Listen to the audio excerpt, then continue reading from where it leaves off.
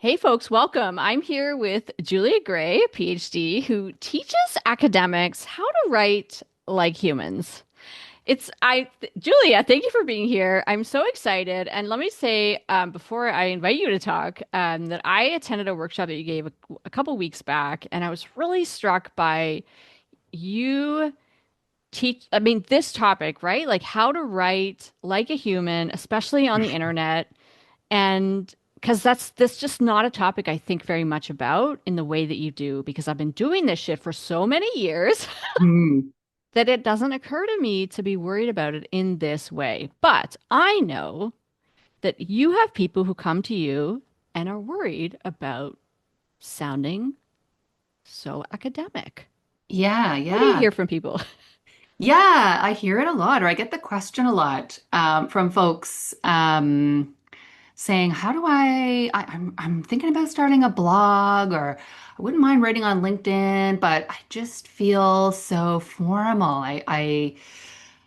They get a bit stressed or in their heads about being trained to write in very particular ways and not wanting to sound like an academic when they do that more public-facing writing." Okay, so what does it mean, at least in their own minds, when Yeah. they say, I think I sound too much like an academic? What do they mean? What does that mean? Well, I think what they're getting at is using language that's maybe a bit exclusive, like using quite advanced or complicated language and words, word choice, even the structure of sentences that kind of go around themselves or, have various different phrases within them. And so they're long and you have to really hold the thought all the way through, which is very cool as an academic, but Don't do that to me. amazing skill. Yeah, but like a bit challenging for the rest of the world. Right, right, And right. so learning to kind of step back and break those sentences down and structure things a little bit differently and finding the right kind of language that's going to be accessible to people. I like that you said accessible because this is not dumbing down. Yeah, not at all. No, no. In fact, that's one of the challenges I would say is how do you keep the complexity and the nuance without actually, um, yeah, making it too simple. Yeah, I yeah, think that's a yeah. challenge. To be a bit jokey, like when you started talking about what it actually means, I could picture in my mind, I see this so often on the online, the academics who are writing something and it's just a giant block of text. And Yeah, I'm not reading that. That is no. so much work to read the Yeah, giant block of there's no paragraph. It's like 17 sentences, all one paragraph. I'm like, dudes, no, this is the internet. Press enter. Press yes. enter. Totally, totally. Or structuring it in such a way where you might actually invite some kind of engagement on the part of the reader, right? Like you can include Mm, some questions or you can include even just phrases without actually having a full sentence. Things like that, like just breaking it up yeah. so that the folks who are reading it are a little more engaged or engaged in a different way. They're almost like participate differently than just like Wow. kind of like a wall of Yeah. text, which has its place. It's so But interesting, right? Because academics, the idea with academic writing, one of the ideas is that you are in conversation with your community. yeah, But I yes, don't know that that's actually, what's the word I'm going for? Okay, forget that, right? You're supposed to be in conversation. So I think that concept makes sense to people. When it yeah, comes to writing in other contexts, it's the same thing that you are meant to be in conversation with whoever it is that sometimes it's your own self, yes, yes, working out your own thoughts, but like this, the point is to be in conversation with your audience and which can include wanting them to have something, do something, take something away. Am I making yeah, sense? yes, yeah, no, for sure. Well, and that's where something like LinkedIn actually can be really helpful in thinking of it as a conversation because people literally can have a conversation with you right there in the comments. Right. Right. So when and it can be useful both in terms of sharing whatever critique you might have, or new perspective, or sort of new vision or possibility, or whatever it is that you're sort of putting out there. But then you can also use it as a way to hear what people are concerned about. And Yeah, that can continue to inform, oh, maybe I need to write a post about that. I wasn't clear right. about that in this particular post. Or, oh, wow, I hadn't even really thought about it that way. Maybe that's going to inform a whole new study or whatever it is. Okay.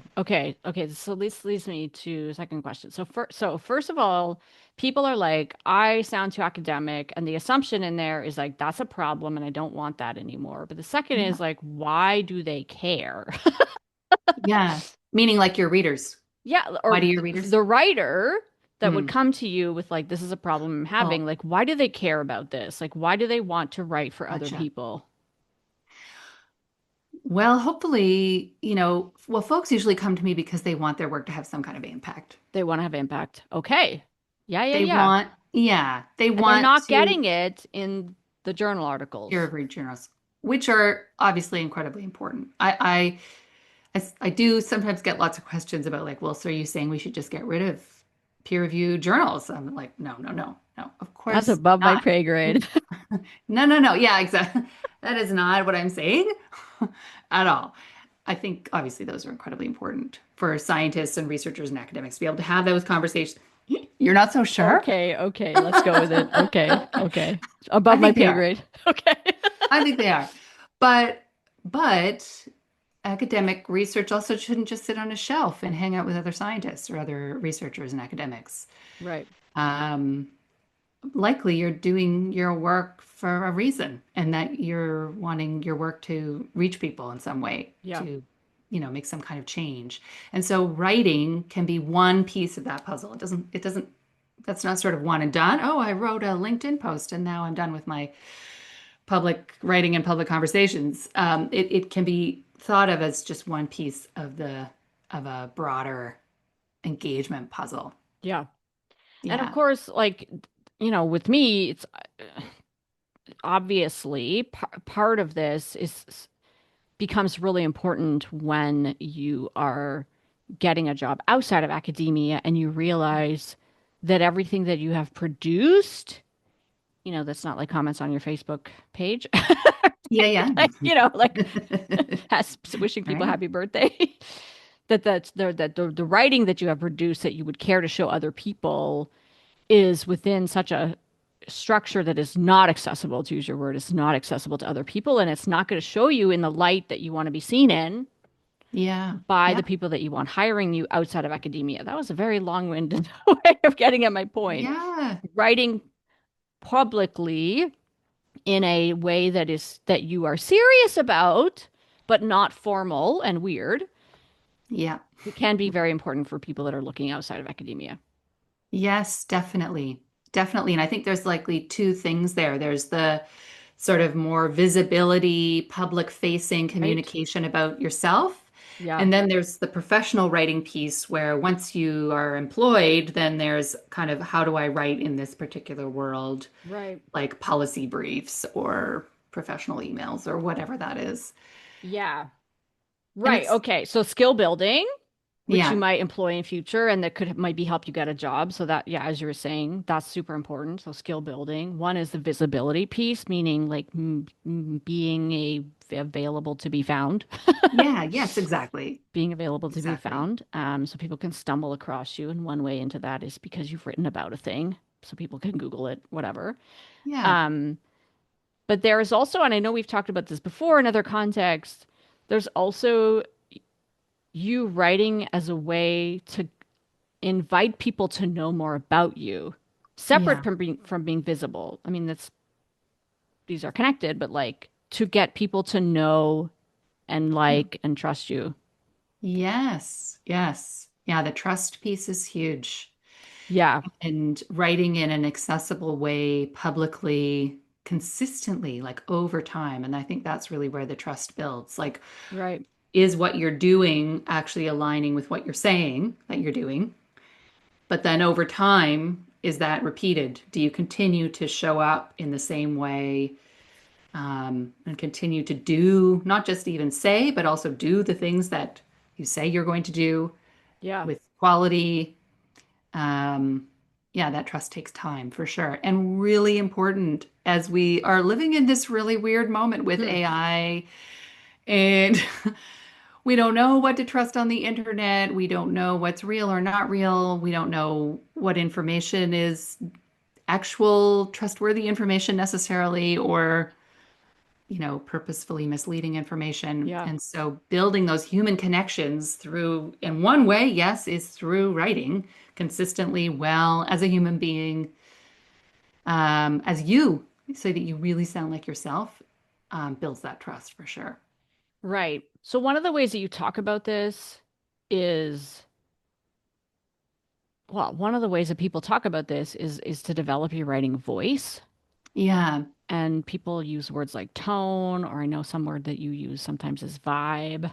Yes. Yes. What is that? What is your writing voice? Because me out here not being a professional in your field, I'm like, "Yeah, just write some words."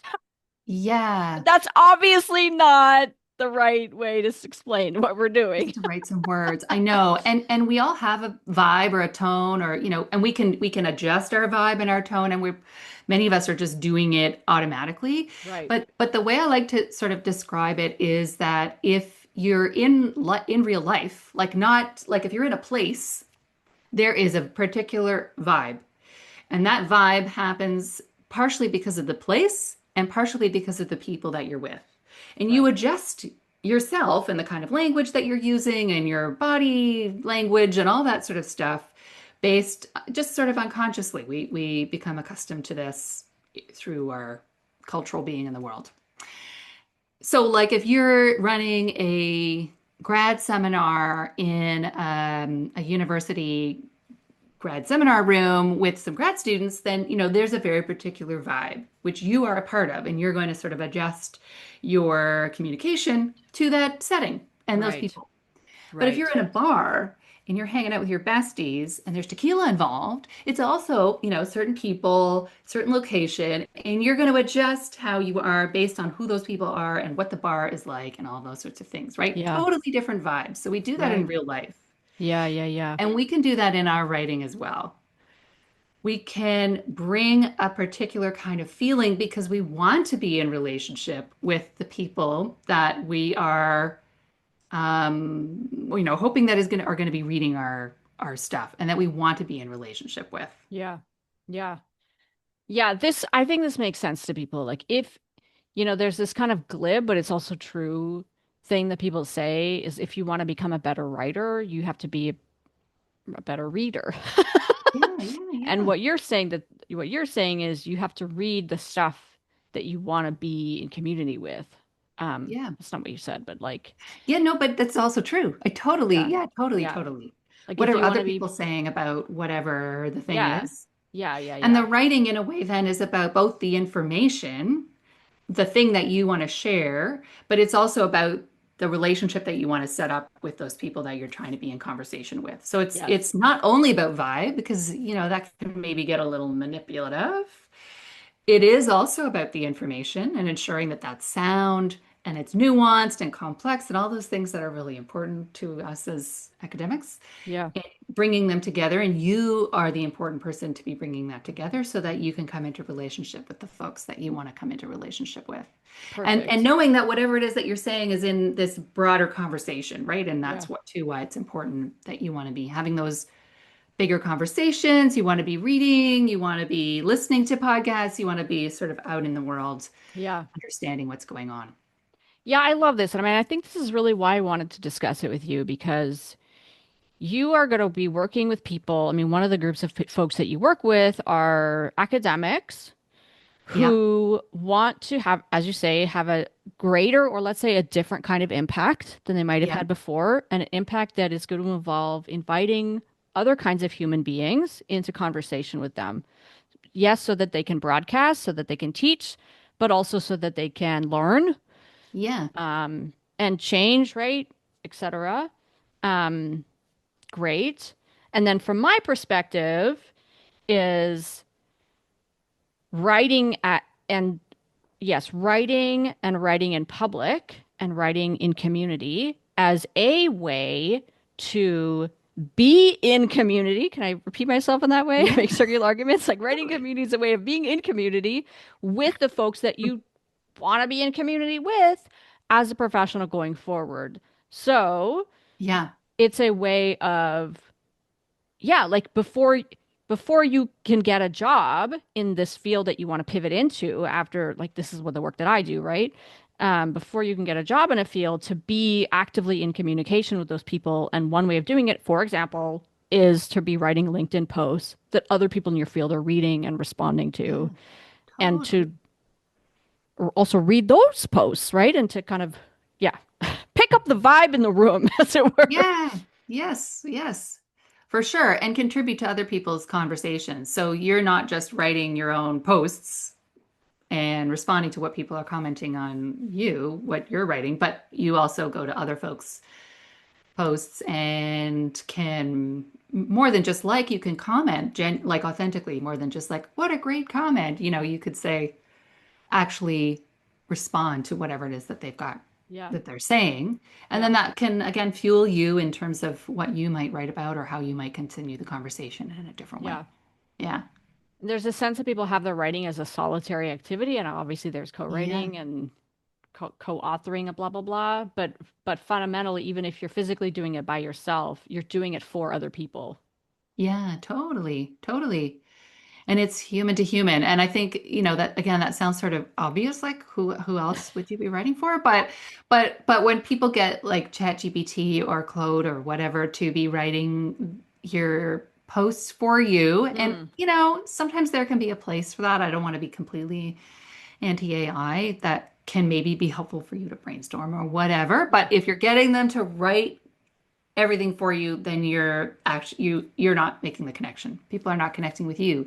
And people can smell it a mile away. We have all read those posts where it's just like nobody's written this thing. There's no vibe, right? right. It is not a human. It's very bland, it's flat.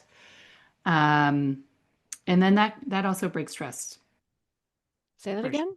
It breaks trust. Oh, breaks Hey, trust. sorry, I was Yes, yeah, right? Like if absolutely. you are presenting something that's not actually you, then people are not going to believe you. And that's it's not fun. No, That's not fun. no, No. no. One of the things I wrote down on my notes, which are over on that screen, Yeah, writing is self-care. What yeah, am I talking about? yeah. Writing as self-care. Well, writing doesn't have to always be public. It can be a way of just processing thoughts and feelings. And Right. how awesome. I have my own journal right here, right? Like just be able to, yeah, write and or draw or whatever you need to do to um yeah, take care of yourself, Yeah. process things. Doesn't Yeah. always have to be that Cool. public facing piece. Yeah. Love that. One of the Yeah. things I like to do on occasion is to be explicit in giving people permission to do and not do certain things. Yeah. Yeah. So Let me put true. you on the spot. If you think about the kinds of clients that you have, and I'll ask you what clients you have in a sec, but if you think about your people, what would you want to give them permission to do or not do? Oh, that's so good. Um, oh my gosh, there's so many things. Putting Okay. you on the spot. So I know, Give right? me the list. Permission slips galore. Yeah, well, I would say definitely the playful thing, like the permission to be playful in the language that you choose, that, it's okay. Professional can mean a whole range of different things, and it does not have to mean formal. And Right. that you can be, whether that's through the writing that you're doing or the different kinds of projects that you do, that you don't have to fit into the serious. You, you, yes, peer review publications, awesome, important for sure. But there are so many ways of putting scholarship or putting yourself out into the world through different types of writing or through different types of projects. Um, yeah, for to people to have permission to just do all those different types of things. Awesome. Yeah. Thank you. Love that. Yeah. So, who should work with you? And how can they do Yeah. that? Yeah. Well, I do work with a lot of academics. I work with a lot of independent entrepreneurs, like academics who become entrepreneurs. I work with a lot of creatives, and they're Nice. often overlapping and often they're the same person. Folks who want to get their work out into the world. So, yeah, I work a lot in writing, and helping with developmental editing and that type of work. But also, my background is as a producer. Like I'm an artist. That was the first leg of my career. I was a producer for many years in terms of just like the back end of stuff and organizing things and contracts and schedules and all that kind of stuff. So I can work with folks in a whole range of different forms to help them go from the idea. I have this idea of doing this multi-dimensional art project that's going to involve all these different disciplines, including scientists, and I want to take that vision and make it articulable, or whatever the word is, so that people will fund me and we can get it out there in the world. So, that's an example of the kind of project that I might work on. Or I have this research, I'm working on this study and I want to put a documentary together. I'm at this stage where I've got my script and I need some feedback on that script because it's all up here and I've got the results and I just need to figure out the strongest script, for example, so I can provide guidance on both the script as a kind of a creative, scholarly piece, and also the practical elements of like, well, how do you get it out there? How do you produce it? Love That that. kind of stuff. Love that. Yeah. Love that. I love thinking about Yeah. you as a producer. Cool. Yeah. You got a freebie. How can people get it? Yeah. What is it? Totally. I have a freebie that I call the 2 minute vibe check, which I know it's basically the framework that I described about vibe earlier. So you can have a very quick kind of check-in before you do your writing to help you find that right writing tone. Brilliant. And yeah, it's very quick and easy and helps folks get into the right headspace to focus on their reader and focus on sounding like themselves, And frankly, better than asking ChatGPT what it thinks. right? Where it's just going to sound like super generic. Julia, thank you so much. Great to chat with you. Yeah, thank you, Jen.